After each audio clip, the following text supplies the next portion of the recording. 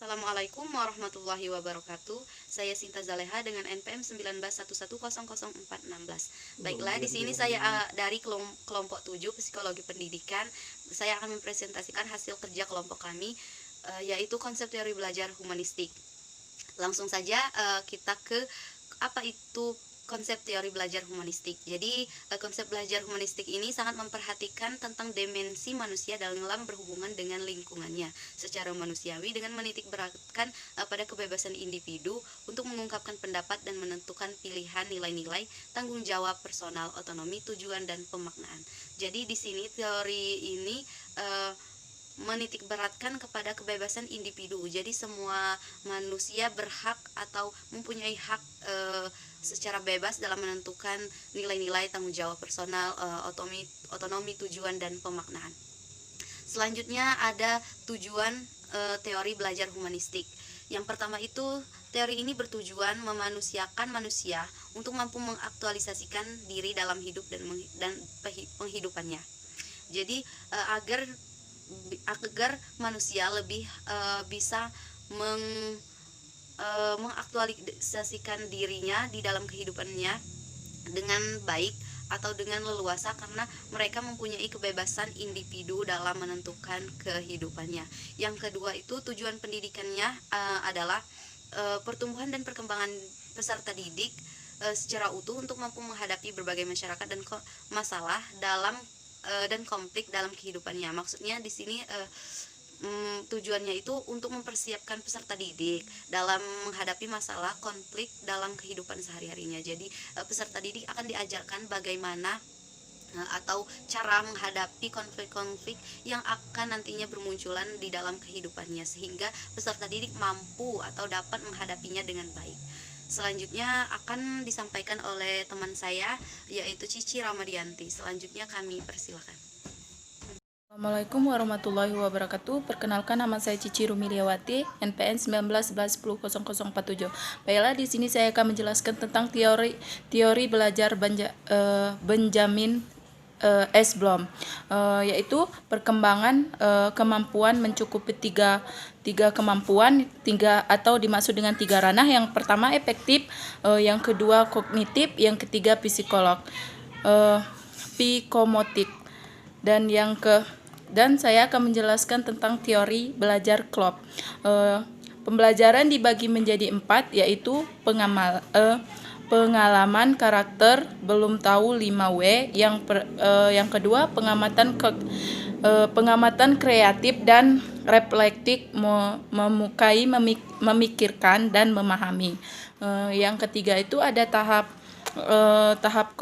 konseptualisasi atau disebut dengan membuat abstrak, berrealisasi berdasarkan contoh-contoh. Dan yang ketiga itu ada tahap eksperimen, yaitu aktif atau menerapkan suatu aturan umum pada sistem baru. Nah, yang ketiga itu ada teori belajar Honey and Humford.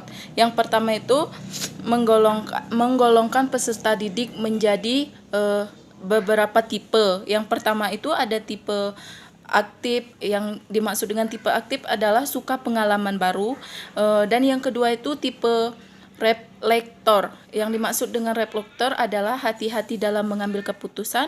Dan yang ketiga ada tipe theons, atau yang dimaksud dengan kritis atau spekulator. Yang ketiga itu tipe pragmatis, yaitu tidak suka teori atau dimaksud filosofis. Mungkin hanya itu, yang selanjutnya akan diteruskan teman saya. Baiklah, di sini saya akan melanjutkan presentasi dari saudari Cici Rumiliawati, yaitu yang teori belajar Habermas. Teori belajar Habermas ini sangat dipengaruhi oleh interaksi gitu. Jadi belajar itu harus ada interaksinya loh, antara satu dengan yang lainnya. Contoh misal murid dengan gurunya, seperti itu, baik di lingkungan maupun di sosial kemasyarakatan. Menurut Habermas, dia membagi 3 macam tipe belajar, yaitu yang pertama belajar teknis, yaitu yang dimana peserta didik ini belajar berinteraksi dengan alam sekitarnya, dengan lingkungannya atau di daerahnya gitu. Dan di sini juga peserta didik berusaha mengelola kemampuan apa yang ia miliki dan keterampilan yang ia punya. Yang kedua itu belajar praktis, yang dimana peserta didik itu berinteraksi dengan ruang-ruang di sekitarnya, yang dimana kejadian-kejadian alam itu dapat dikaitkan dengan keadaan sosial kemasyarakatan.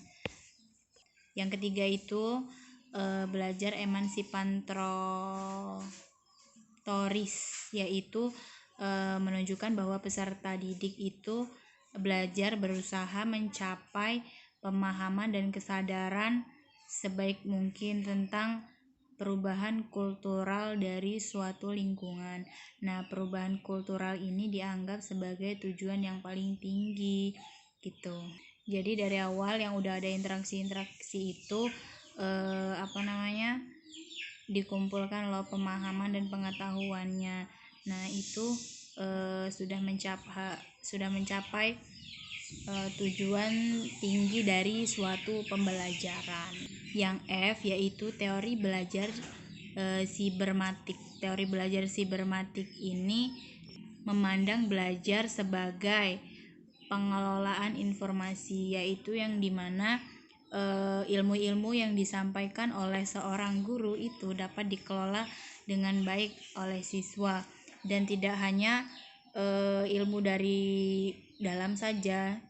Contohnya seperti ilmu dari sekolah, kita juga dapat mendapatkan ilmu dari luar sekolah. Contohnya seperti ilmu yang ada di lingkungan gitu, yang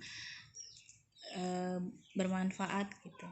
Di sini dianalogikan seperti peserta didik itu bagaikan mesin, yang dimana peserta didik itu sebagai umpan balik yang dapat mengontrol dan mengatur dirinya sendiri dalam sebuah proses pembelajaran gitu. Hal ini dikarenakan karena manusia memiliki pola gerakan, pola berpikir, keteraturan pola tingkah laku simbolik yang nyata, yang dimana tingkah lakunya itu sesuai dengan apa yang ia dapatkan dan diterima dari lingkungannya gitu. Contoh seperti jika lingkungan itu jelek, itu dapat mempengaruhi proses pembelajaran peserta didik. Jadi kesimpulannya adalah pendidikan humanistik ini menekankan pada pembelajaran yang dimana menjalin komunikasi dan relasi personal, pribadi dengan kelompok dengan kelompok dengan lingkungannya, seperti itu.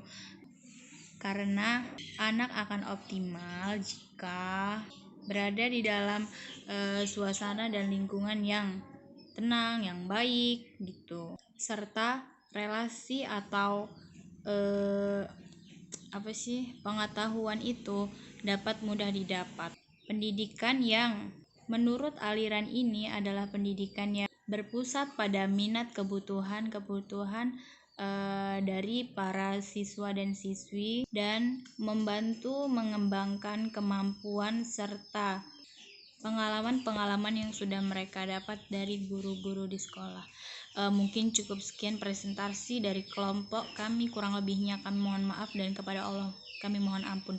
Kami akhiri, wassalamualaikum warahmatullahi wabarakatuh.